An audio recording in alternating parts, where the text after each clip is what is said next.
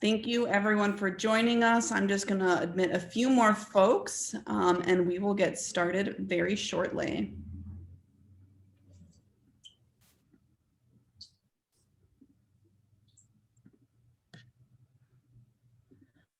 All right. Thank you everyone for joining us today. My name is Amelia Lochner-Malave. I'm a staff member with the New York State chapter of NASW.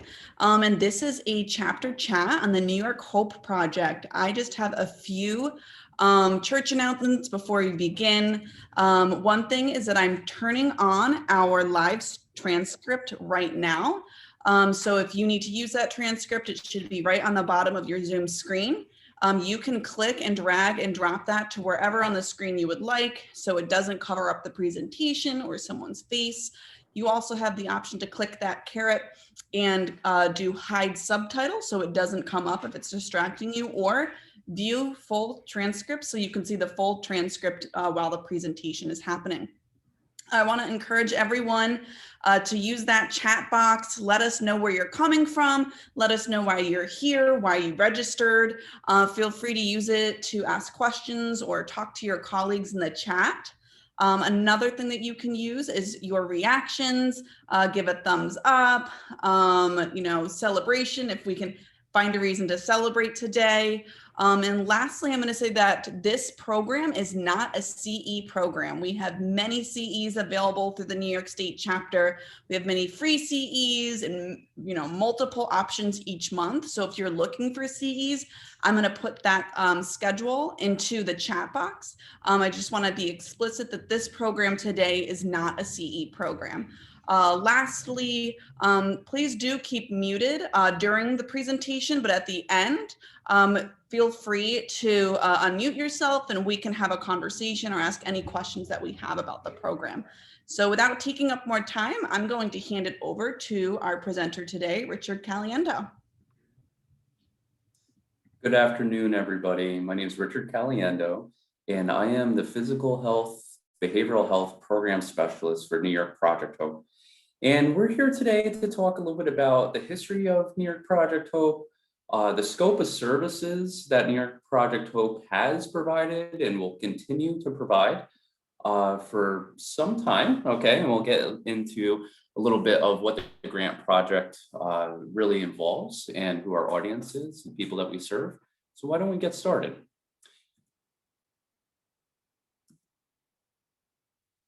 Okay, so New York Project Hope is a statewide crisis counseling program that helps all New Yorkers. Okay, the service is free, it's confidential, and it really operates within this FEMA model. And so let me talk to you a little bit about the history.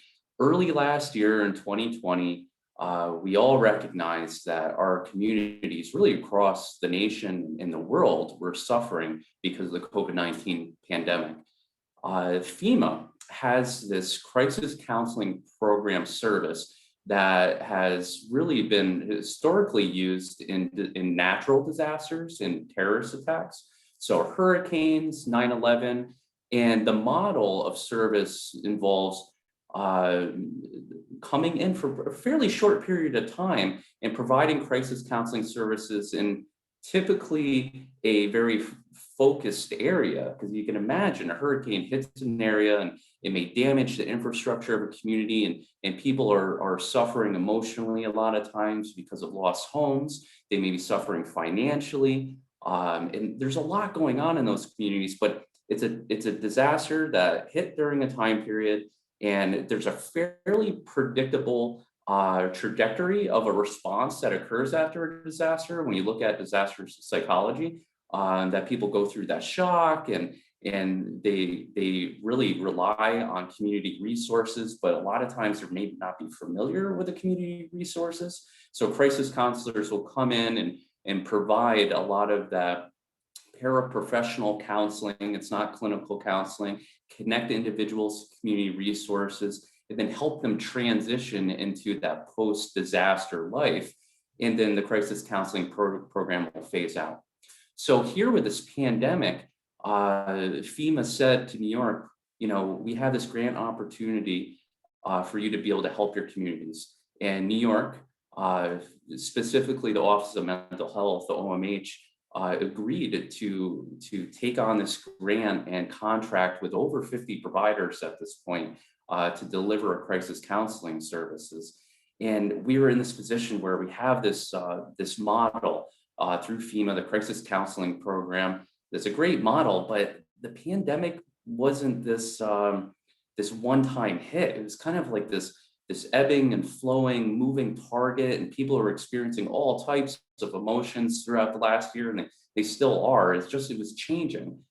So after we contracted with over 50 providers, we really worked with them closely on reaching their community, building partnerships, coalition building, and then delivering all of the crisis counseling services. And we'll go into a little bit of what the scope of services really involve, okay?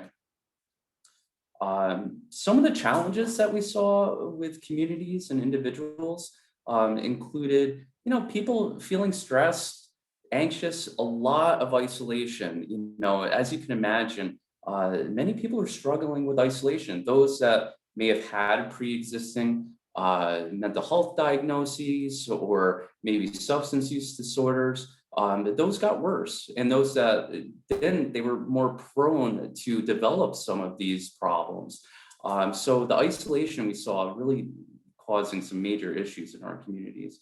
There was a lot of normal reactions to a very different situation, right? So I think a lot of these emotional and behavioral reactions to the disaster were fairly normal. So what our program provided was kind of like this sense of, I think, relief to communities and individuals that what I'm experiencing in response to the COVID-19 pandemic is a fairly universal response. And in a world that was very isolated, I think it was really nice for individuals to hear that from crisis counselors, right? Or really from our media. And we're going to talk a bit about how, New York Project Hope is not just a crisis counselor giving individual crisis counseling, but there's a lot of public education. There's more of that public health, that population health perspective that we reach the majority of people through our media, our website, through a lot of secondary education. And in that, we can even hone in a little bit more specifically. We try to help New Yorkers understand that these are normal, reactions to a very abnormal situation. We really try to help get them back to their pre-disaster baseline. So wherever they were functioning before the disaster, and there's a very large variance in that, we help them understand where their baseline was and how we can help them get back there, whether that's by utilizing crisis counseling services or by connecting them to community resources or somewhere in between, a little bit of both. So let's talk about the scope of services. Really, that CCP program, we call it, the Crisis Counseling Program, that FEMA model, includes individual crisis counseling, which sometimes might be brief encounters, right? Or it might be a longer encounter. We do group crisis counseling. We do public education. We do a lot of really resource linkage, which is different than case management. Okay, so we don't do formal clinical counseling. We don't do formal case management, but we help link individuals to resources. So what that means is there are a lot of times where you'll see a participant or an individual, we call it like kind of triggering for further need, whether it's an outpatient therapist or maybe it's somewhere that will help them with food insecurity or home insecurity, and we'll do an assessment and a referral. But we're not going to call them the next day, make sure they made their appointment. We're not going to make the call for them. We're not going to do any of that case management stuff, okay? It's really a bit of a softer resource linkage.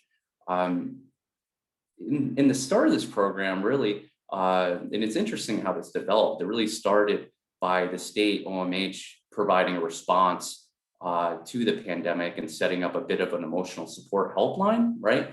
And then that developed into this crisis counseling program that was a much more structured, paid staff and trained staff model that set up a statewide crisis helpline. Okay, and that has been a big pillar of New York Project Hope, is a statewide crisis helpline. Okay, and we'll go into the information about that. But then we also contracted with community providers that are throughout several counties in New York, and we're expanding, and we'll go through those counties too. But a lot of this was done virtually, right? We were kind of forced to do it virtually, where we've never done that before through a crisis counseling program. And as time has gone on, we've been able to really meet the community where they're at. And now we're doing a lot of what we call boots on the ground. We're in the field, which in all practicality means that crisis counselors are going out in pairs, and they're going into neighborhoods and communities that we can find through the data that they've been hit harder. And in a sense, what I mean by hit harder is that, there's higher infection rates in that area, there's higher rates of unemployment, there's higher mortality rates. We know that these communities have been affected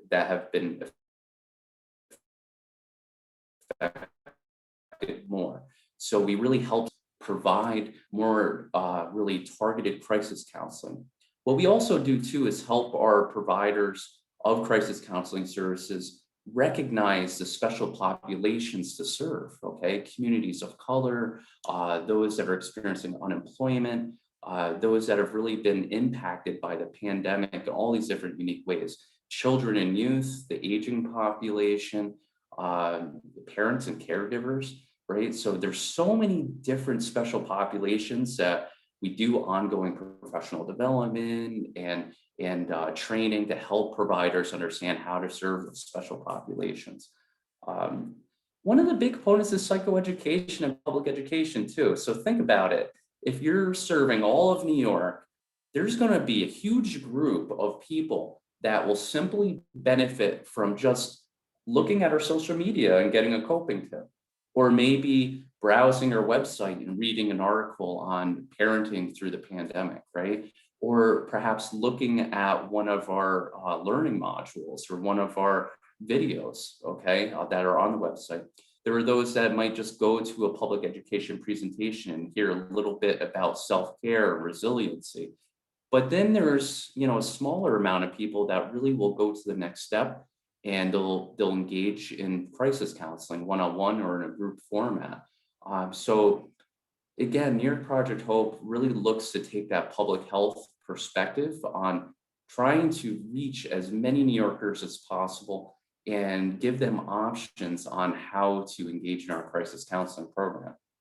And being free, being confidential really opens the door to reaching a lot of people, which is a great component of this program. So here's our emotional support helpline. This is a statewide one, okay, where anyone can call, and we've even had calls, from people out of state a lot of times too. And to date, I know we have over 70,000 calls, okay, and that's growing.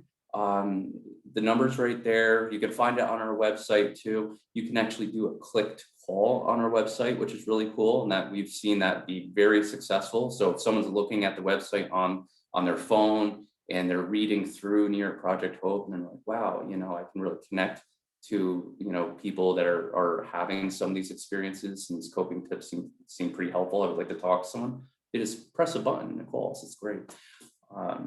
And so there's structured hours there too, because it's not a hotline, it's a helpline. And a lot of times people will get kind of confused, like, okay, you're a crisis counseling program, you have trained crisis counselors. Do I call when I'm in crisis? Whether that's a psychiatric crisis or really a life crisis. And not necessarily, it's not that we're turning those people away at all.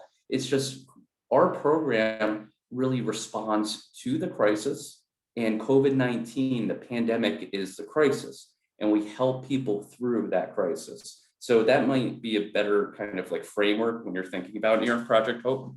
We do make a lot of referrals and kind of warm handoffs to the suicide prevention hotline when someone's in more of a psychiatric crisis, okay? So we have provider agencies in 12 counties, okay, which includes all of New York City, really, and the counties listed right here. And we're expanding too. We're working with new counties, and we're working on bringing on new providers.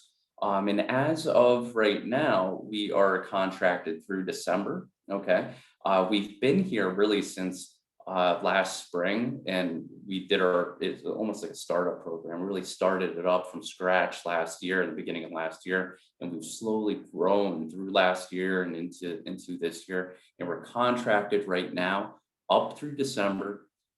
There could be a possibility we go further, but that's up to FEMA and New York State and all that fun stuff that comes with grant work. But for right now, we'll be here in these counties with the provider agencies and the emotional support helpline that I just showed you through December. Our website is something that we're really proud of because we think that it really took on a life of its own. We've never had such a strong media presence in a crisis counseling program before.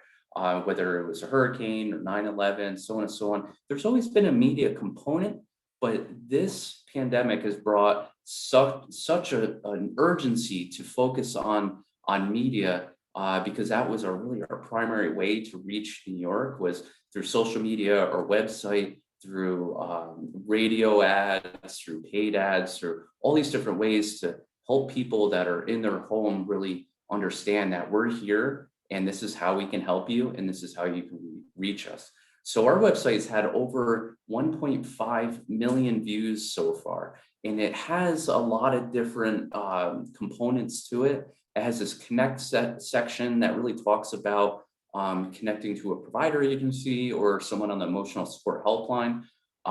It talks about a lot of resources that you can get connected to that are outside of New York Project Hope, more statewide resources or community-specific resources.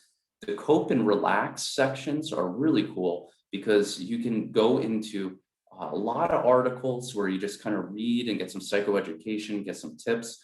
And the relax section is more practical. You can engage in some mindfulness, some relaxation strategies and practices. It's really cool stuff.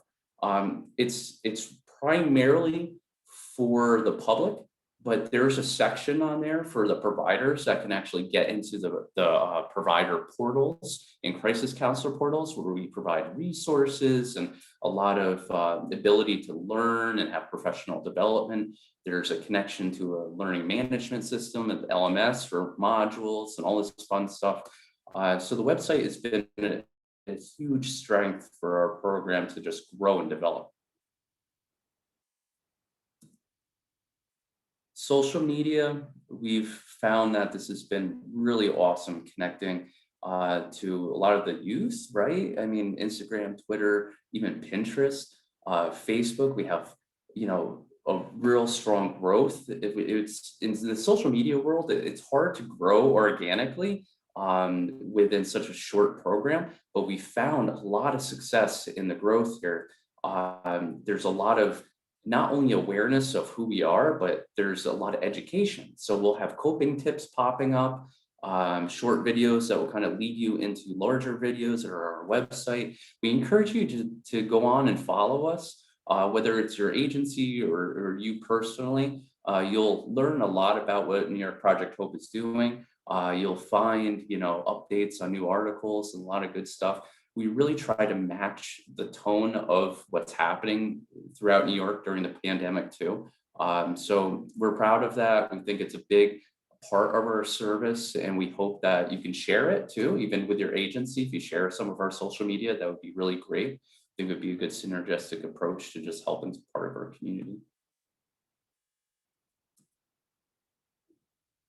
Talked a little bit about resource linkage and our community engagement. Cheryl Gersler is our community engagement specialist. So if you're listening to this right now and you're feeling like, New York Project Hope could really be there for some people that we're serving, whether it's in your agency or in your practice, feel free to reach out to Cheryl. She can certainly come in and do a tailored talk to your community and see how New York Project Hope can partner with you and work with you to help out who you're serving.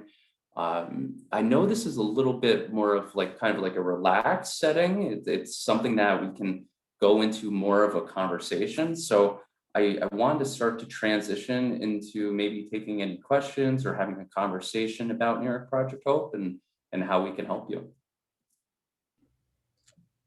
Awesome. Thank you so much, Richard. If there's anyone that has any questions, please feel free to unmute yourselves, write something into the chat. We'd love to hear from you. I see Philip, you've unmuted yourself. Yeah, I wanted to say hi. Richard and I go back a ways. So first Hey, and Phil. foremost, hey, good to see you again. You too. I do have a question. Right now, I think a lot of people are experiencing stress about returning to the workplace if they've been working remotely, and organizations aren't necessarily sure of how best to bring people back. Is there information along those lines available through Project Hope for either individuals or for organizations as they're looking at, getting back, more to in-office services? Yeah, that's a great question, and we have been keeping our pulse on this in a lot of different ways. We work closely with a lot of EAP groups. A lot of our referrals come through EAP groups, right? And we've been working on the individual basis with people that are having a hard time transitioning back, just the stress with that comes, but also with organizations trying to provide that public education, right? Sometimes it's as simple as providing some psychoeducation and even some group work on being okay when things aren't okay, right?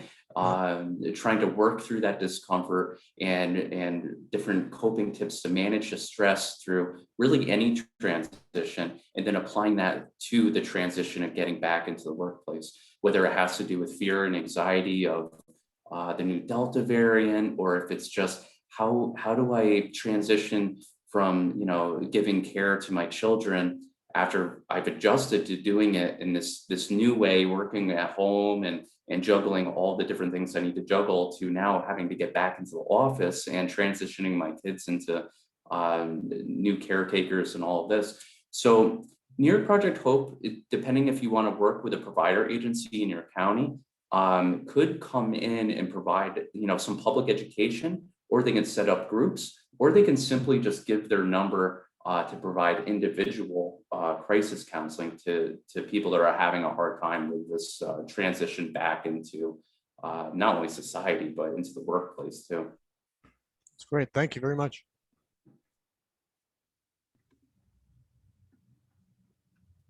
Awesome. Thank you. Is there anyone who has other questions? I did get a message and they asked, and I'm not sure if this was covered, if this is only through the phone or if you can use other mediums such as Zoom. So yeah, it's been used through the phone, through video platforms, even texting.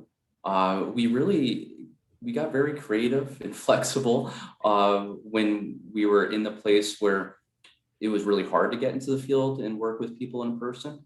And I think that's been both a really strong attribute of this program, as much as it's been difficult, because we have that down now. We have the virtual presence and the telephonic piece down. And over the last 2 months, we've really been helping programs transition to in-person, but we didn't have a running start with the in-person work. So it's great because now that we're doing the in-person stuff, we have the virtual stuff already down, but we're building up that in-person presence. So now there's really just a lot of options of how you can connect with a counselor and how you can connect with really any part of New York Project Hope services.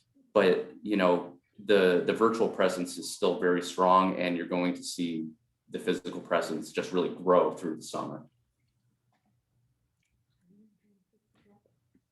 Thank you very much. All right, do folks have any other questions? Like I said, this was recorded, and we're going to send it out to everyone that registered and put it in our update upcoming next week. Feel free to write into the chat or unmute yourself if you have any remaining questions.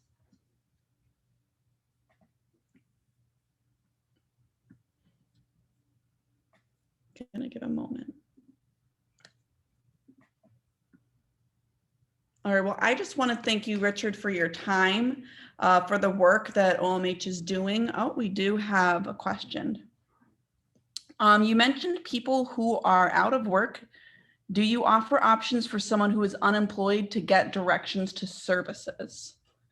Yeah, that's a really good question. So New York Project Hope, with it being a crisis counseling program, we provide services to those individuals that have been impacted by the disaster.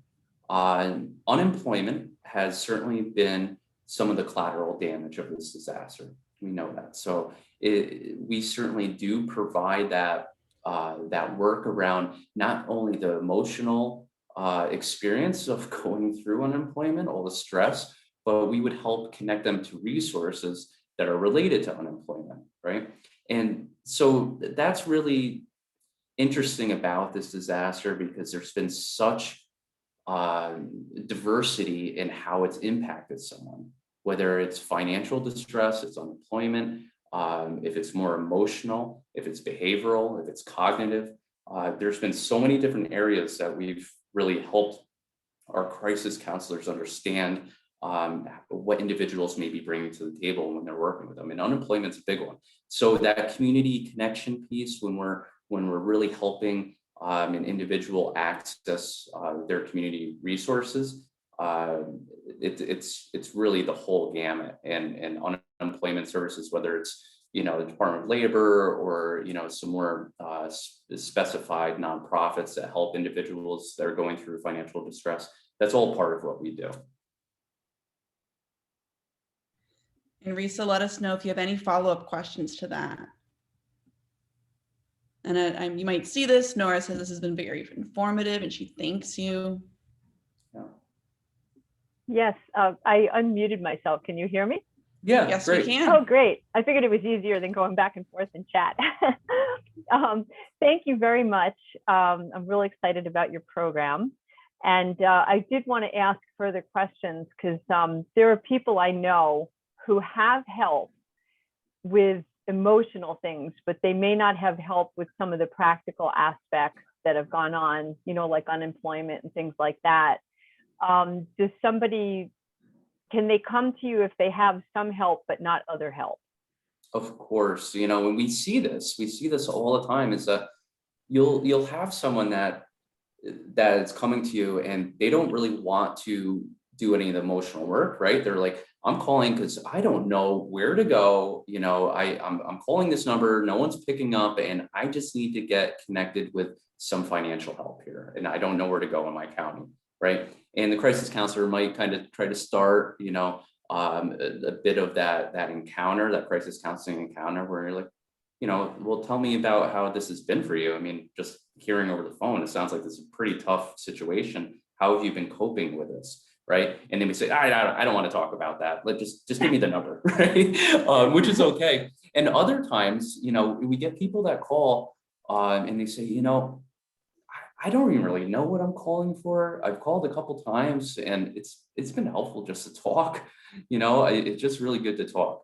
And a crisis counselor really will help guide that and see if there's any community resources that would be helpful, because in building that rapport and doing the crisis counseling, you may understand, wow, okay, this area of their life has been impacted, whether it's maybe they're going through a divorce because of the pandemic stress, and they have financial struggles and all this other stuff's going on, and then resources related to that will come up and they'll get connected to those resources. So you'll see that people are coming to this program for all different types of reasons, and 99% of the time it's because of the pandemic, something that the pandemic brought into their life, and we'll help them through that. Oh, that's great. Thank you. And what are the hours that they answer the phone there? So with Emotional Support Helpline, I believe it's 8 to 10. It's 8 a.m. to 10 p.m. You take a look at that again, and you can go on the website and it gives all that information. For providers, okay, so for providers in the community, there is a little bit of variance. It's not standardized across all the providers, but typically, it's very similar to 8 a.m. to 10 p.m. You'll see some differences in terms of, how big their teams are and what they're capable of doing, but you'll find similar hours. They do a lot of work on the weekends too. They're out there, in the communities on the weekends now, trying to connect with people, whether it's, at parks or farmers markets, or right now we see a lot of, summer camp work, a lot of, the after school programs that turn into summer programs, that type of work.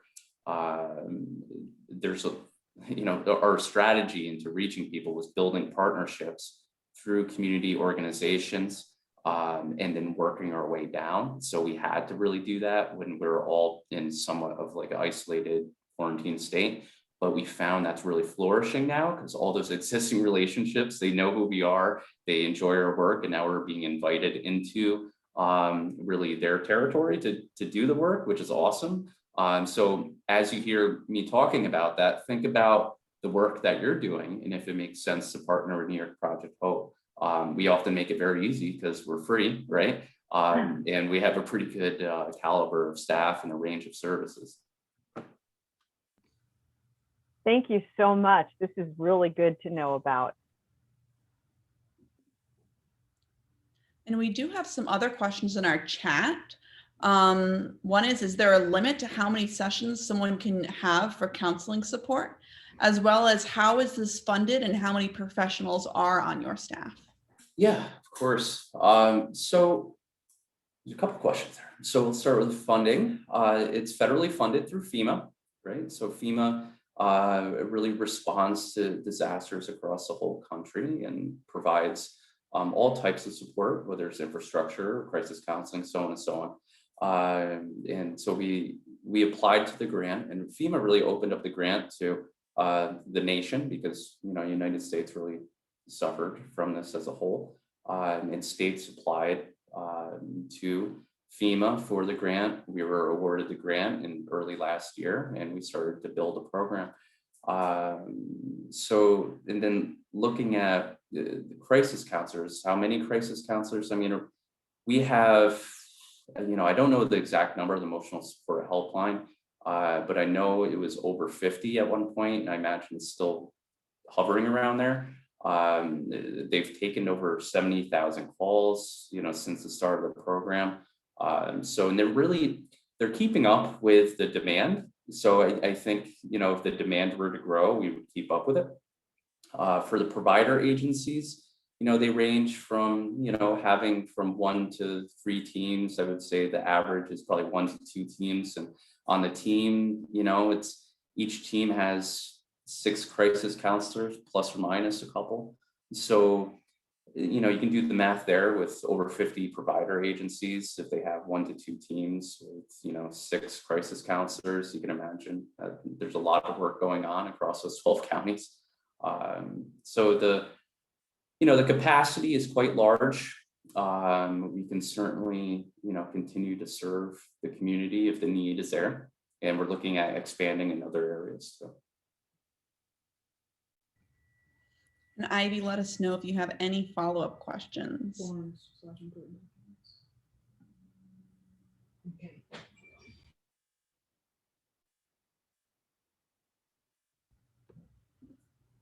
All right, well, it seems like the questions have died down. I want to ask Richard if there's anything that you want to say in closing. Yeah, given that I'm speaking to a group of social workers, right? The question has come up a lot of times of, I already have an outpatient provider. I already have a therapist. I don't really need crisis counseling.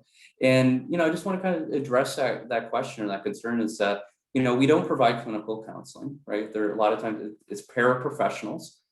We have team leaders that do have clinical experience that oversee the crisis counselors. But we see this largely as a preventative service a lot of times, so individuals don't get to the point of, a psychiatric emergency or getting to the point of where really they're just feeling exhausted and run down. Just that simple. So it may be for someone that is on a wait list, and they can't get into a therapist, but they might need some of that buffering. It may be for someone that just needs to call and talk to someone because they're experiencing pandemic related stress or just stress in general. And probably the pandemic has made it much worse. And if someone already has a counselor between appointments, I don't think it's a bad idea, or just simply going on our website to read some articles, have some psychoeducation, all those pieces. I think it's a great resource for someone that you're providing a clinical service to just use New York Project Hope as kind of an adjunct or a buffer. Awesome. Well, thank you so much, Richard. Thank you to Project Hope as well. Like I said, we're going to send this out to everyone as a recording, and it'll be available on our YouTube. So I appreciate everyone joining us, and we look forward to seeing you again soon. Have a great rest of your week. Thank you.